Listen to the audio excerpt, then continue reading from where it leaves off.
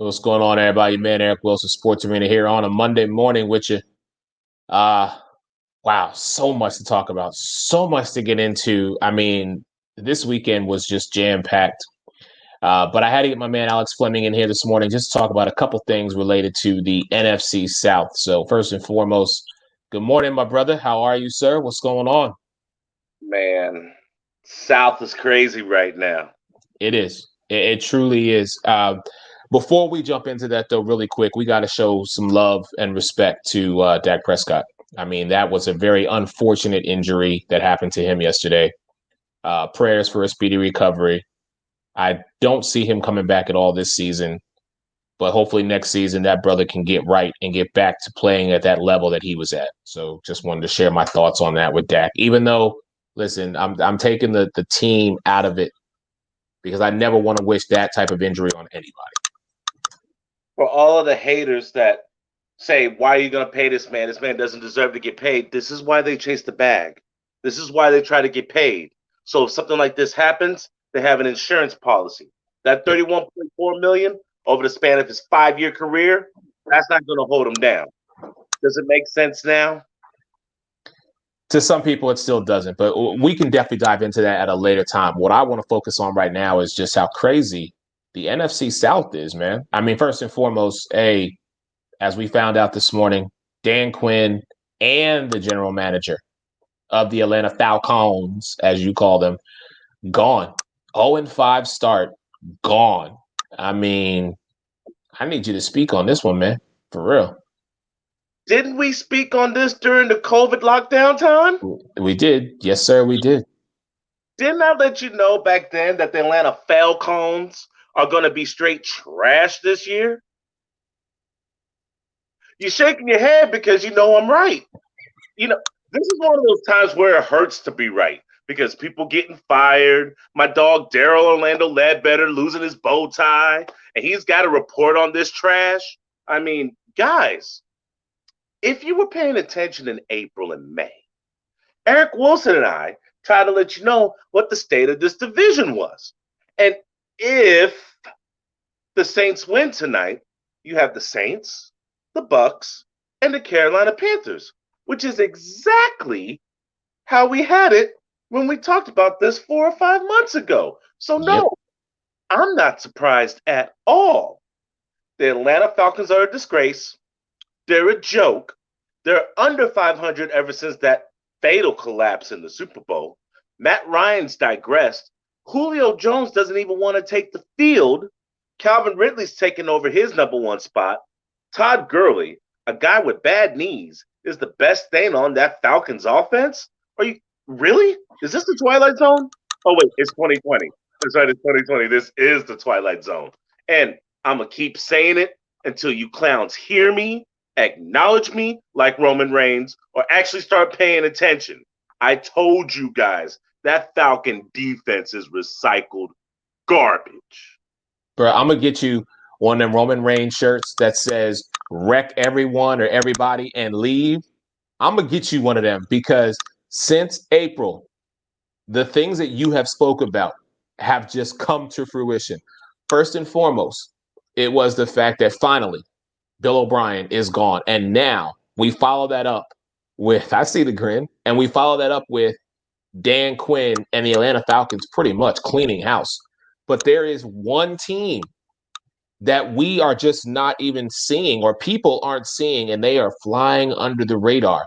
Why? Because they are without their primary weapon, yet they are still on course to be atop this division. And that's Teddy Bridgewater and the Carolina Panthers. I mean, Alex, listen, we knew what Teddy was in Minnesota, okay? Suffered a traumatic injury. And this brother came back from that. The run that they were on, albeit until they met the Philadelphia Eagles and the Eagles won the Super Bowl, Minnesota was a true contender. Okay. Teddy Bridgewater came back. He got a standing ovation. What does happen to him then? He then goes to New Orleans. He sits behind Drew Brees. Drew Brees gets injured. Teddy holds the fort down. He does what he's expected to do. You read it? Yeah. 5 times, that brother came out with a W. And you know what? When Breeze came back, what did Teddy do? Okay, this ain't my spot. I understand. I recognize where I'm at. This is Drew Brees' time. I'm going to let him do him. And now Teddy is the man in Carolina. And even through the adversity of losing Christian McCaffrey, Teddy's like, that's okay. I've been here before. I got y'all. I'm good. Let's make this happen. The Carolina Panthers, and kitty cats that you call them, bruh, are sitting right there with the likes of a Tom Brady and a Drew Brees. We have to speak on this right now, man. I'm still in shock that people are not speaking more about this. Well, I just find it ironic that you get addition by subtraction. You lose Christian McCaffrey, who's arguably the best running back in the league, and then all of a sudden you start rattling off wins. Remember Run CMC that Chicago was supposed to have with Yes. Montgomery and Cohen and Davis? Yeah, they shipped off Davis. Well, Mike Davis is running like a thoroughbred. He looks almost unstoppable. He looks like a poor man's Christian McCaffrey, which makes me think when he comes back week 8 or week 9, there's going to be a problem stopping this backfield between McCaffrey and Davis. Davis was one of those prime time pickups if you were needing a running back. Robbie Anderson, he was a number one in the Jets, but I mean, that was the Jets. Now he's in Carolina hooking up with Teddy. Oh, and DJ Moore, the 1B, makes a nice little ensemble, especially for trash defenses like Atlanta. Guys, the defense is actually getting better. Moving on from Luke Kuechly, Derek Brown, the guy from Auburn. You met Derek Brown. I met Derek Brown. And it all starts up front. This is why Derek Brown was a better pick than Isaiah Simmons, because a linebacker can only do so much, but if the front four isn't stopping the run and getting pressure, that linebacker's not going to be doing much help. It'll be over encumbered. Now that Derek Brown is set, and that front four is giving the front offensive line the business, Jeremy Chin, a no-name draftee at the safety position, is putting in work. And they can give a lot of teams fits because they're fast everywhere. Speed kills. Curtis Samuels, Robbie Anderson, DJ Moore, Mike Davis, and Ian Thomas is making contributions, being a security blanket for Teddy Two Gloves. People probably slept on Teddy because they saw the big names of Matt Ryan and Drew Brees and Geritol Tom Brady. Like, there's no way that he can compete in this division. 2020. Yeah. I mean, I have been a supporter of Teddy's. Not as much as I have been of Cam's, but I've appreciated what this young man has done. But the fact that in a division that albeit was pretty much Brady and Breeze, Brady and Breeze, Brady and Breeze. Well, ladies and gentlemen, you need to start inserting Teddy Bridgewater into that conversation. Because as the season progresses, without Christian McCaffrey, Teddy holds the fourth down. Imagine what's going to happen when Teddy does get Christian McCaffrey back. And now you still have that plethora of talent there.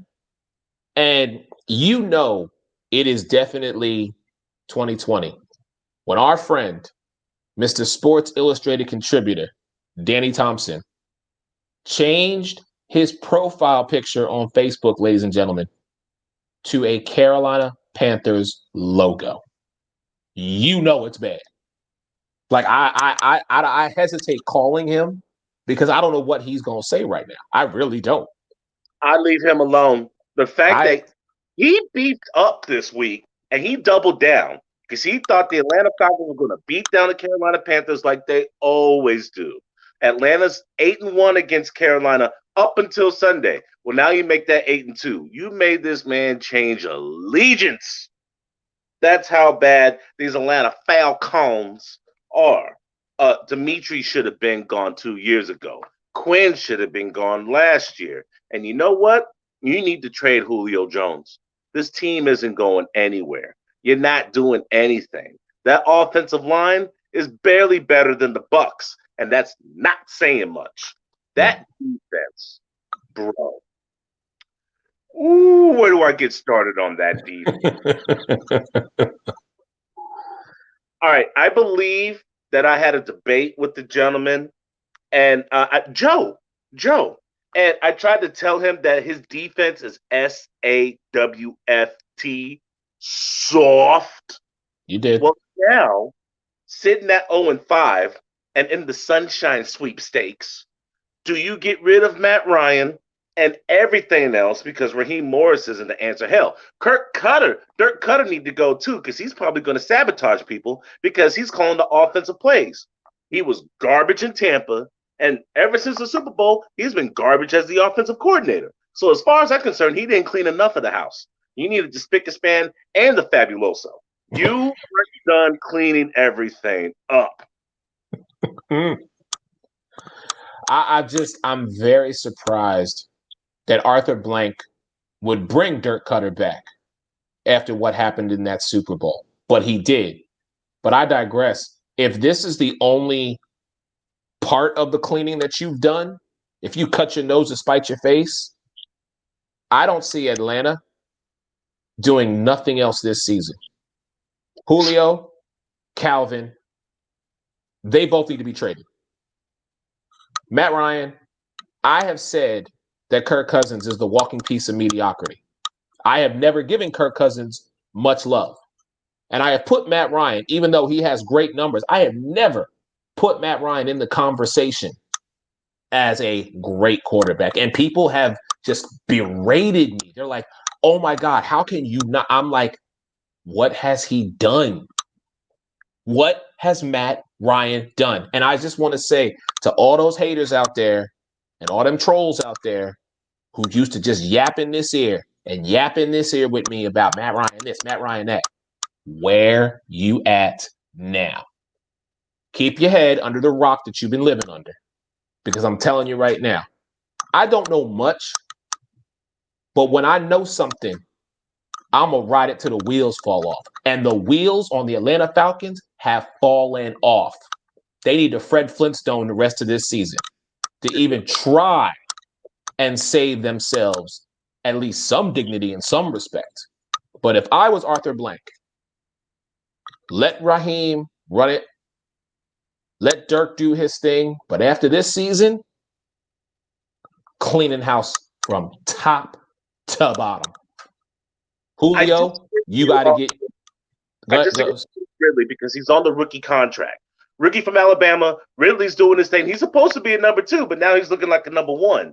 They're going to pick up some 5'8" wide receiver by the name of Olamide Zacharias, who's been Julio's replacement. And no, he ain't putting in that work, bro. It's basically the Russell Gage and Calvin Ridley show. Julio doesn't look happy. Julio should have got up and started fighting somebody on the offensive line side because they're doing garbage as far as offensive play calling without him in the game. But yeah, it's time for Julio to go. It's one of those times where you're going to get prime value out of him. You might even get a damn second-round pick. Get rid of Julio. Let him do his thing somewhere else. Watch how bad Matt Ryan truly is without a really big security blanket that he refuses to throw to in the Super Bowl. And let that team struggle because other than maybe the Jets, I don't even think they can beat the Bengals right now, bro. That's how bad. Hey, what was the record I gave those Falcons? What, 4-12? I think, yeah. I think I was nice and gave them a 6-10, but we didn't go. We were very close in our, as far as disappointing season that we fully expected them to have. I need some champagne because I called that. I called that. Call me now for your free reading. I'm telling you. All right. So one last topic we got to talk about since we covered everything. We haven't talked about the Saints tonight. The Saints tonight, Monday Night Football. What's your expectation on them? I expect a fight. Chargers aren't laying down for anybody. Yeah. And I think Herbert, now that he knows this system, now that he's had time with this offense, thank you, doctor, for sabotaging Tyrod Taylor. Weapons we've never heard of, like Jalen Guyton or Mike Thomas. Well, we've heard Michael Thomas, but that's a completely different Thomas. We'll get to that. Yeah, we'll get to that. Joshua Kelly, I believe, is going to be the bigger player than Justin Jackson. Joshua Kelly, I believe, is going to be the back you want until Austin Eckler comes back. Oh, and Hunter Henry, nice and quietly, has had consistent games. I believe Justin Herbert is going to go inside that Thunderdome with a lot of swagger because he's not scared of Tampa. He damn sure wasn't scared of Carolina. And I really don't believe he's going to be scared of Drew Brees losing that arm and that Saints defense that's been kind of iffy. Now, here's the X factor when it comes to the Chargers defense. Who the hell is going to slow down Alvin Kamara? Alvin Kamara leads the league right now in touchdown with a running back, and he's also leading in scrimmage yards. Kamara is getting his shine that's been lacking ever since Christian McCaffrey is currently not playing. Boo hoo, too bad, so sad. Kamara's always been an excellent back. Now, one thing I will notice and address is that Michael Thomas will not be playing tonight because for some odd reason he criticism. He got punched. He punched a teammate. Now, if you had a problem with Gardner Webb Johnson back in the day, and they keep Mr. Johnson because he does his job on defense, yet him and Malcolm Jenkins call you slant man, and you take it personally, then you got a problem, bro. You got $100 million contract. You set an NFL record with 149 catches last year. Bro, can't guard Mike. You're coming from Ohio State. You don't have a damn thing to prove. Yet you want to punch teammates? You should probably see a psychiatrist. And you're hurting your team because Jared Cook probably still isn't healthy. Latavius Murray is now going to have to spell Alvin Kamara. And Emmanuel Sanders and Traquan Smith have to pick up your dust because you're not there. If the Saints lose tonight, Marinate on that for 1 second.